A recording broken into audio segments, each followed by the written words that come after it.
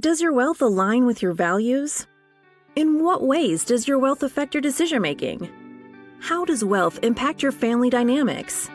These are the big questions we'll help you answer on your road to wealth savviness.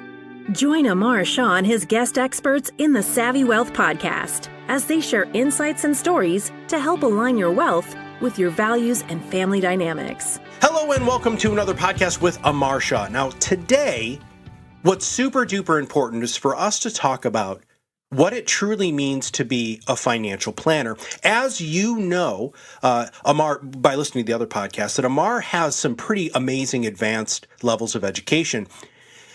And when it comes to the Certified Financial Planner, the CFP, which is really the standard, kind of the creme de la creme of people out there, that there are general principles that he believes in foundationally. And we're going to spend some time talking about what it truly means to be a CFP and what you should expect when you're working with somebody who is a CFP. So, Amar, welcome to the show, brother.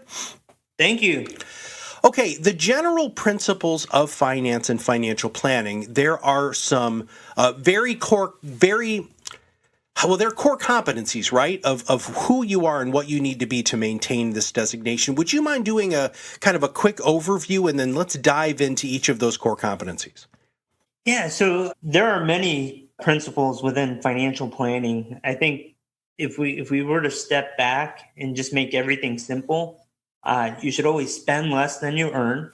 So while you're working, don't spend your whole paycheck, and then while you're in retirement, the income that you have coming in from Social Security, pensions, or investment income, spend less than you earn. Have an emergency fund. Things happen early in life. There could be job changes. Late in life, there could be health or medical bills. And I would say those would be the two main cornerstones, right? Like if you have a foundation, those would be the foundation pieces. And then going from there, what we focus on is really aligning values in your financial picture with your family dynamics. So when we align all three, we then have a structure to make any financial decision just moving forward. So I would use those three as my core principles. Is that spend less than you earn, have a safety net, so that can be your foundation, and then have a process in how you make financial decisions. Well, I don't think a lot of people understand that outside of that core foundation, so that's what everything is built on, that there are pillars of not only education, but things that you're supposed to talk to your clients about in the families that you work with, being a CFP. And the first one is really what it's like to be an employee and making sure that you're really truly looking at benefits. Would you mind breaking that down? From an employee benefits planning perspective, there's three things that we can look at. The first thing we should look at is are any of your benefits portable? So when you're looking at C-level or above executives, many of their benefits become portable. So for example, if you have life insurance and you may have a health issue, when you have a group plan, you get bundled in with all the other employees of your company. So you may get a preferred rate on a group plan, whereas if you had to buy individual insurance, it could be standard or table rated. So that means that policy is very valuable to you. And if you were to leave, you should also take that policy with you. And there are other structures in terms of compensation with restricted stock, deferred compensation, but also making sure what I call a mega Roth, which is that you're doing the max that you can do under ERISA into your pre or post tax bucket, but you're also putting in money in the after tax portion of your 401k, because now the IRS has explicitly stated that any rollovers from after tax can be funded into a Roth IRA. So that is one way. If you have a lot of income, you can essentially put a lot more money. This is not the backdoor Roth IRA. This is the mega Roth IRA, because the total you can put in a qualified plan is about $56,000. So if you subtract what your pre-tax or Roth 401k contribution is, that difference is what you can put in into the after-tax piece. And so from an employee benefits standpoint, again, just looking at what benefits you have, which ones are portable, and making sure that you maximize what benefits that you have currently while you're working.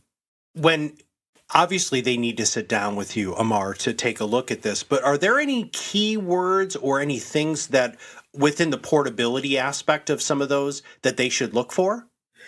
Yeah, so if you get an employee benefits manual in there, they'll say explicitly that this benefit is portable to the employee. Okay. So if you were to have a severance or if you were to leave a company, you'll get the options on which things you can take, which things you cannot take from the company.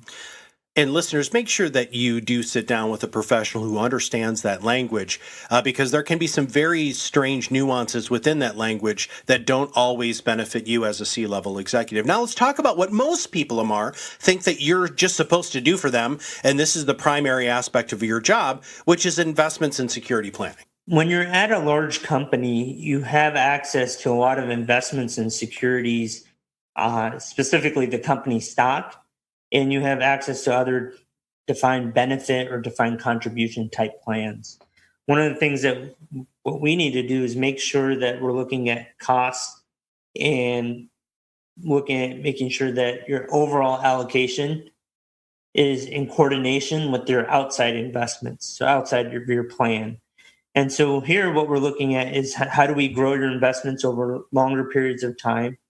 How do we adjust your overall allocation on a systematic basis, i.e., rebalancing or tactical allocation?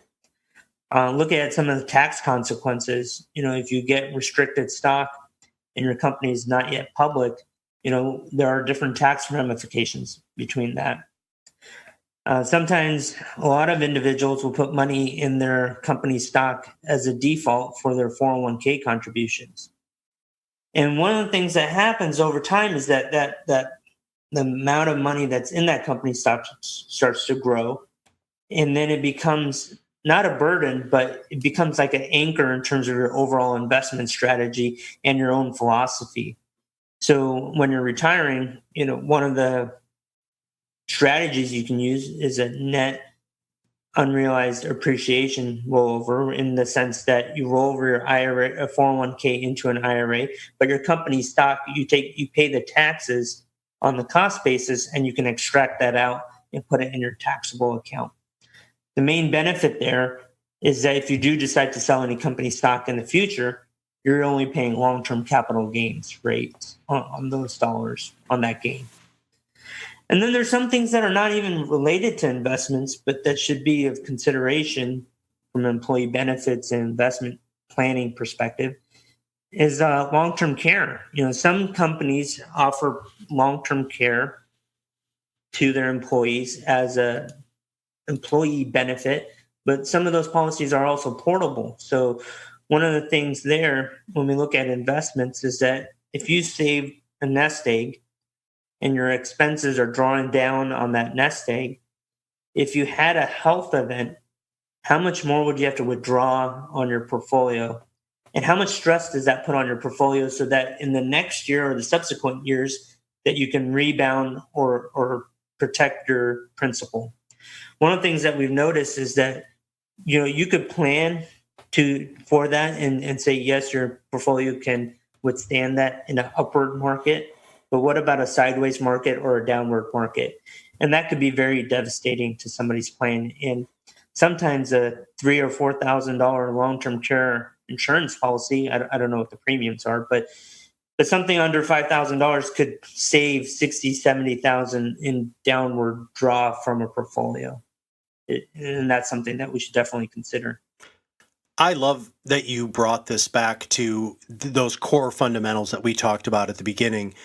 And none of this really matters if it's not in line with who you are and really where you want to go long term, which is interesting because that, I believe, goes right into this next the next thing, which is state and federal income planning, tax planning, state and federal income tax planning, is because there are things that you can do that are entirely in line with who you are as a family and your values that can be quite beneficial from a tax perspective. Is that correct?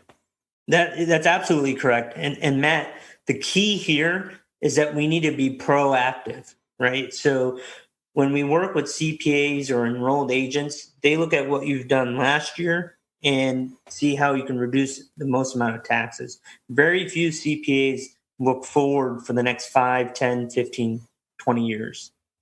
Our goal from a planning perspective is not to reduce your tax liability today, but to reduce your tax liability over a period of time. So when we look at this, we can kind of look at what are your future tax liabilities. You got Social Security, you got your RMD, your pension. Well, we know some of those things are growing. Will that affect your Medicare in your Part D specifically? And one of the things, kind of tying this back to the other stuff that we talked about, when you have company stock and you decide to do an NUA, that's going to be a large tax hit in that first year. And one of the things that we should consider is that if you're charitably inclined, that may be the year to do a donor advised fund or something to give you a bigger deduction in that first year when you have the high tax burden. And then in subsequent years, you can do standard deduction or itemize, whatever your situation implies. And then this is strictly educational. I'm not trying to give advice, but what I'm trying to say is that when you're proactive, you can plan ahead and make sure that you reduce your overall tax liability over a period of years instead of one specific year. Yeah, this is not intended to be investment advice. Specifically, you're giving great examples so that people can kind of, have that seed planted and have that grow, which pivots us right into charitable planning, estate planning, gift taxes, all of those things. And when it comes to what unfortunately happens to all of us, Amar, which is we leave this earth, there's massive forward-thinking planning that can be done today if you're meeting with somebody who's truly a professional in this that needs to be considered. So let's talk about that. When we look at estate planning and gifting, the two key things here are that we need to make sure that the family as a whole is ready to have the conversation about wealth. And then the second thing is that the beneficiaries, so i.e. the children, will be responsible with that wealth. Because a lot of times you'll find yourself in a place where you're trying to do the strategies that are the most tax efficient. But then at the end of the day, you could have a child that spends it all and it really didn't achieve anything for the family, right? So taking into account family dynamics, there are a lot of things that we can do around estate planning, gift taxes, transfer of businesses, and so forth. And again, this may go to a previous conversation that we had where sometimes equal is not necessarily fair. Mm-hmm. And when we look at estate taxes, we all have, in 2019, we all have $11.4 million of exemption. So a married couple will have $22.8 million that they can exclude. If you have assets more than that, the strategy here is really looking at how do we leverage that 22.8 million. And so I'm just going to give two examples here real quick. So like if you have a house that you bought for a child and you're looking to leverage that exemption amount, you could potentially gift a portion of that house to the child. And then you can take some sort of discounting on that portion that you give to your child. And the reason why that's important is that nobody's going to want to own a fractional share in a house, especially when most of the situations here is that the tenant is a family relative, right? Like a son or daughter, etc. And so that way you can maybe take a 10, 15% discount on that value. And now you've gained a little bit more of that exemption amount. And this is something that you should work with an attorney and a CPA as well as your financial advisor to really dial in which assets are most appropriate to get that type of leverage. The second example is that if we know we're going to have some estate taxes, now keep in mind, estate tax is on the federal level. Some states also have an estate tax, for example, Washington. And so one of the strategies or things that you could consider is that if you don't have a federal estate tax, but you have a state estate tax, is that you use life insurance or other products that have inbuilt leverage to pay for that estate tax bill. It also can provide immediate liquidity. So there are different ways in that we can look at this. And sometimes using some of these traditional investment or insurance products, there's a reason why that they're there. And the main reason is that it fills one need. You need to make sure that it fills your need.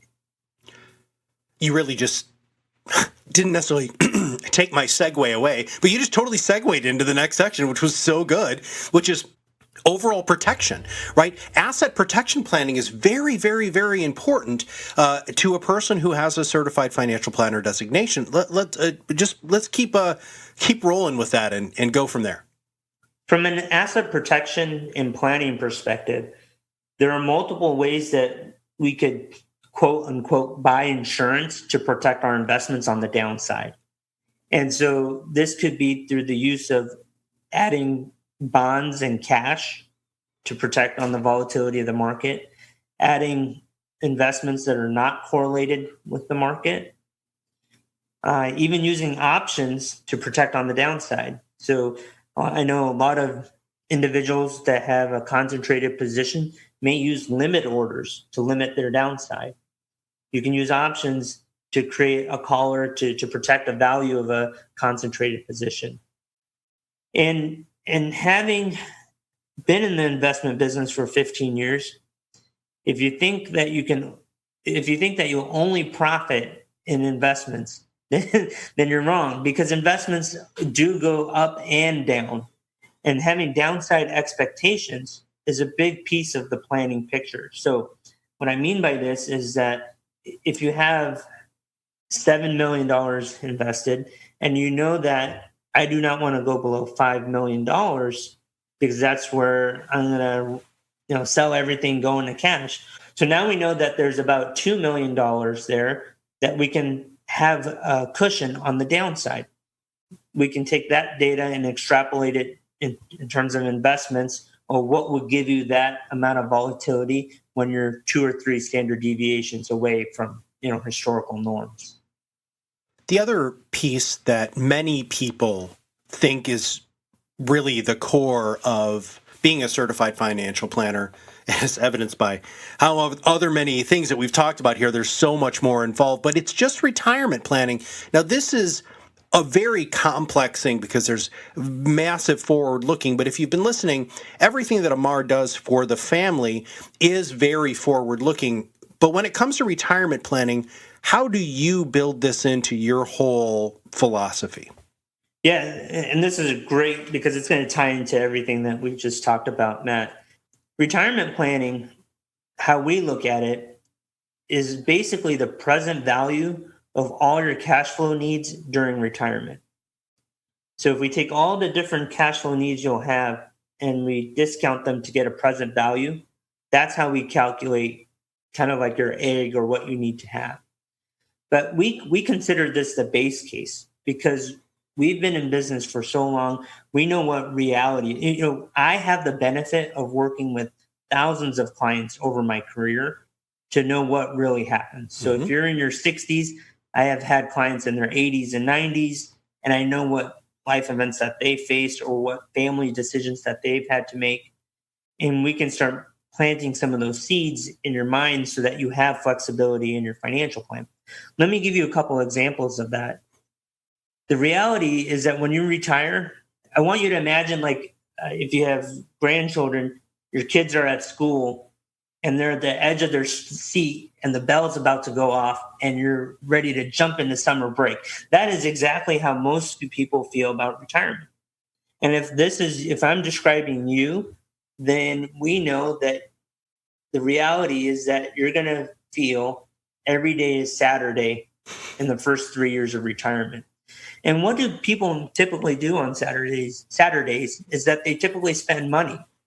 And spending money is, in terms of financial planning, means there's a bigger withdrawal rate from your investments than initially expected. So when we do planning, inbuilt into our plan in the first 5 to 7 years, right? We want to make that summer break into a spring break, right? We don't want it to go on forever. So we plan for the first 5 years to increase your spending by at least 30%.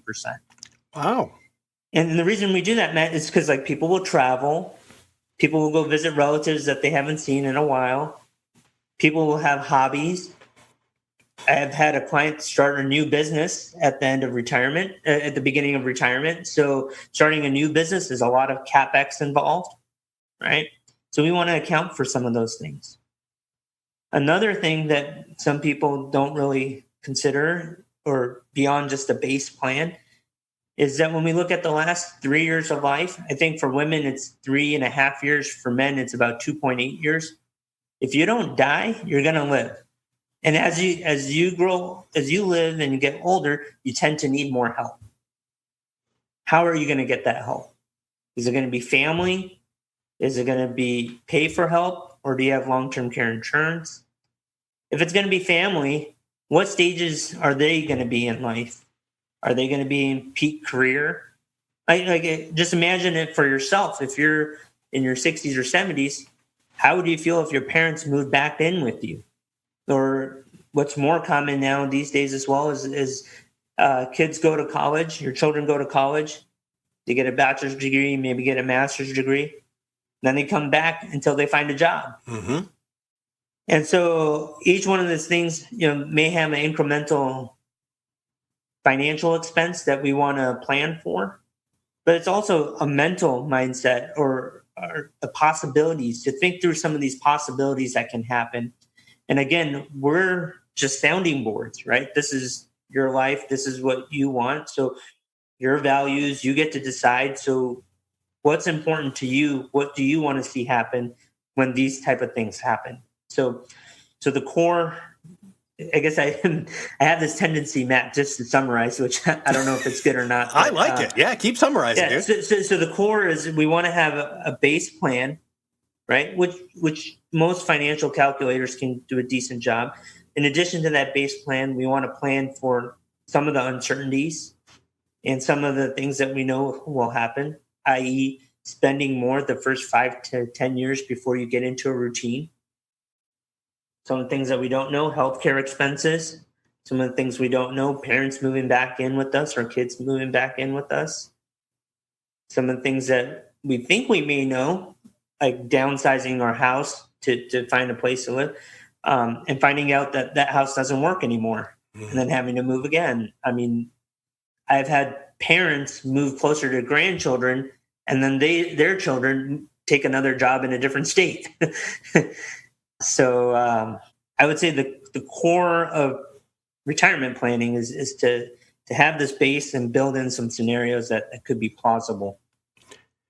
Families of wealth are generally, they like to keep their stuff close to the chest, right? They like to keep things somewhat private and make sure that when it comes to what not only the public knows, but what the family knows is somewhat controlled, which is part of your unique ability.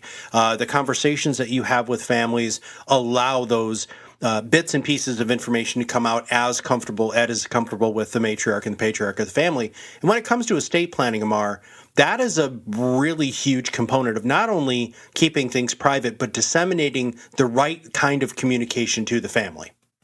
Yeah, I would agree, Matt. I mean, I think communication is huge. The other part about this is that once you have plan or an estate plan or have decided what you want to do, you have to also execute it. So like I see, from my perspective, I see a lot of fancy estate plans and these nice binders.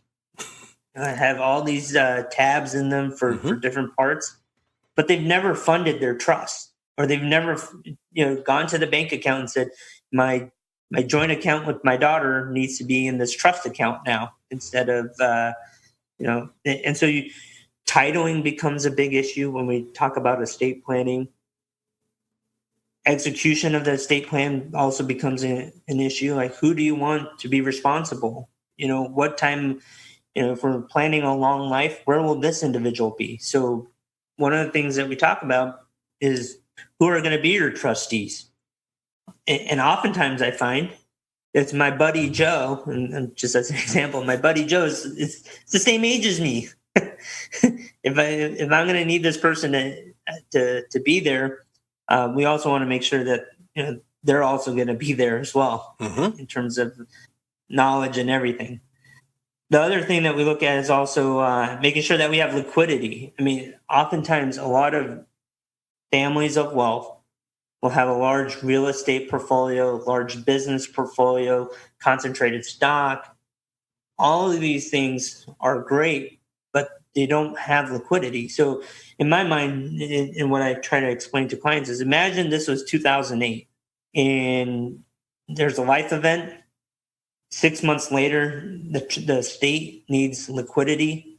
And now we're at the beginning of 2009, somewhere in there. We're at the bottom of the market. Real estate is, nobody's buying. Commercial real estate's down.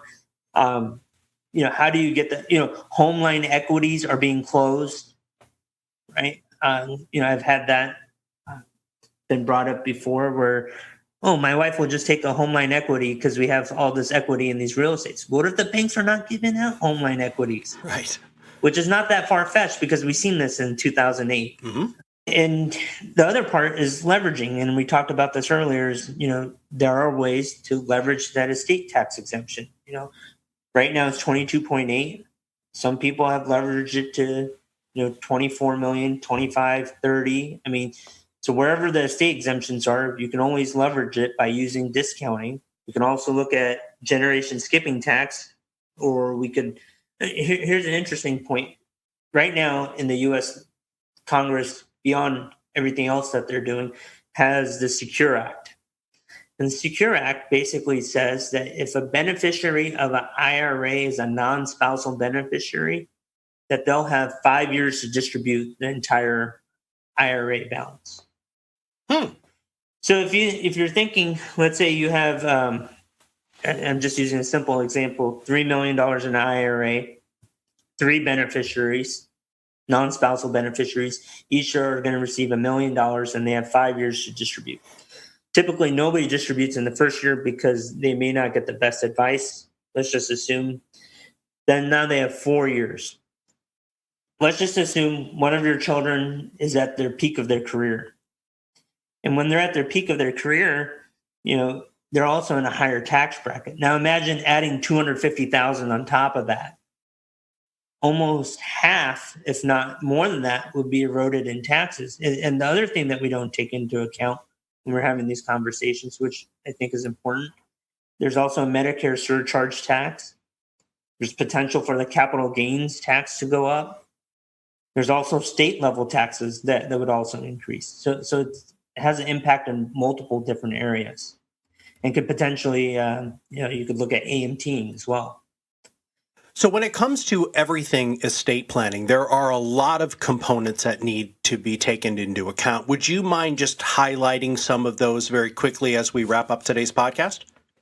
Yeah, so the 3 things that I would consider are most important is, 1, having that conversation with the family, right? The biggest thing with estate planning is that everybody has their own perspective. With their own perspective, there are a lot of assumptions that are made. So we want to make sure that there's open dialogue at the point where you feel comfortable not keeping everything private. The second thing is that if you have an estate plan, make sure it's executed.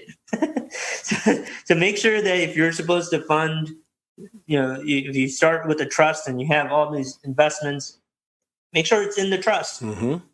Just make sure it's funded. And the third thing is to also make sure that we take into account investments that don't go through the trust, like an IRA, 401k. We make sure that we look at reducing any estate taxes through gifting strategies, and make sure that there's liquidity to pay any bills or taxes at the end of life, or the use of leverage to reduce those taxes or liabilities. Amar, this has been a great deep dive into what it truly means to be a certified financial planner and what you do for families of wealth. Would you mind just giving us a quick synopsis of what we went over today and some of the leaving points that we want to leave everybody with? And then we'll talk about how they can contact you. Yeah, absolutely. So in the beginning, we talked about making sure that you have a foundation, making sure that you spend less than you earn, have an emergency fund. We talked about employee benefits, making sure that you know what your employee benefits are and some aspects of portability. We looked at investments, specifically having a concentrated position in your company stock. What are some strategies around that?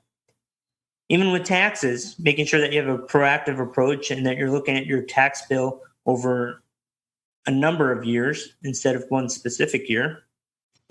Kind of pivoted it into retirement planning, making sure that, we take into account the reality, right? Like we can do this calculation, but we know what the reality is you're going to spend more every day in the first 5 to 10 years because every day is Saturday until you get into a rhythm.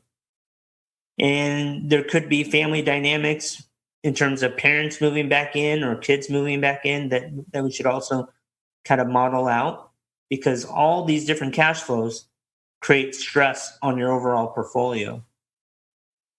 Then we ended with estate planning and making sure that we keep things private until you're ready to have a conversation and open up to the family in terms of what your intention is and what you hope reality will be. Making sure that you have liquidity or you've used leverage in your estate plan to reduce any tax bills, and making sure that your beneficiaries have cash available to pay for things for the first year or two. And we looked at, stretching your IRA and estate taxes and other things. But let me just say some things that we have talked about multiple times, which I think will ring true throughout all these podcasts. Is number one, the truth. I'm here because the truth is nobody knows what's happening in the future. We plan for the certainty of uncertainty. We do that by layering in your values and family dynamics. If you are not working with somebody that doesn't integrate the three together, then I definitely think we should talk. And you can contact me by going on LinkedIn or calling us directly. Our toll-free number is 1-800-310-2828. Amar, thank you so much for walking us through this today. Thanks, Matt. Thanks for having me.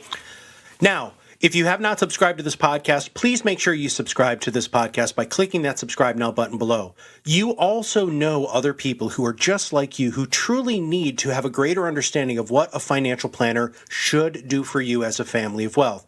And you can share this podcast with them by clicking that share button below, either sending it as a direct message through social media, or you can send it to them as an email. For Amar Shah and everybody at Klein First Capital, this is Matt Halloran, and we'll see you on the other side of the mic very soon. Thank you for listening to the Savvy Wealth Podcast. Click the subscribe button below to be notified when new episodes become available. The opinions expressed in this program are for general informational purposes only and are not intended to provide specific advice or recommendations for any individual or on any specific security. It is only intended to provide education about the financial industry. To determine which investments may be appropriate for you, consult your financial advisor prior to investing. Any past performance discussed during this program is no guarantee of future results. Any indices referenced for comparison are unmanaged and cannot be invested into directly.